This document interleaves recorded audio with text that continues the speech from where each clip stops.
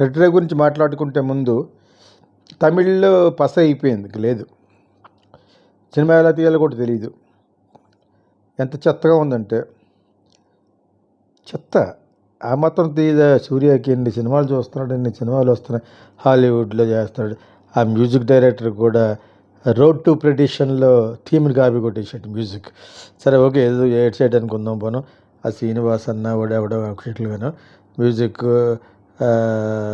అన్ని copied teams. Road to Perdition Tom Hanks సినిమాని లో ఉన్న చిన్న టీంని కాపీ కొట్టేశాడు. తర్వాత ఇతను ఆ సినిమా ఏంటో అసలు నాకైతే కన్విన్స్ చేసి ఇంకా చూద్దాం ఇంకా చూద్దాం ఇంకా అలాగా ఒక 28 మినిట్స్ అంతా చూసిన తర్వాత కట్టేసి నా వల్ల కాలేదు యాక్చువల్గా. చాలా చాలా చెత్తగా, సబ్స్టాండర్డ్గా, ఏదో మరి జ్యోతిక వీళ్ళిద్దరు కలిసి తీసారట సినిమా. ఎంత కమర్షియల్గా తీసినా కూడా ఏదో నవ్వాలట నవ్వడట.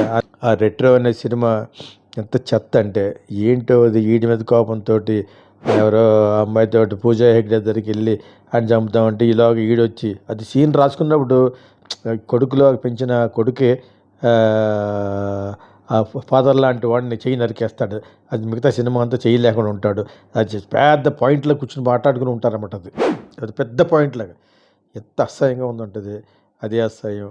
అది ఏంటో అది వీడికి పెళ్లి జరుగుతూ ఉంటుంది, అది పెళ్లిలా ఉండదు. ఒకటి కాదు అమ్మ బాబోయ్, ఆ సినిమా గురించి చెప్పాలంటే మతి దరిద్రమైన నెంబర్ 1 స్టూపిడ్ ఫిల్మ్ అది. ఓకే, ఆ సినిమా గురించి ఎంత తక్కువ మాట్లాడుకుంటే అంత మంచిది.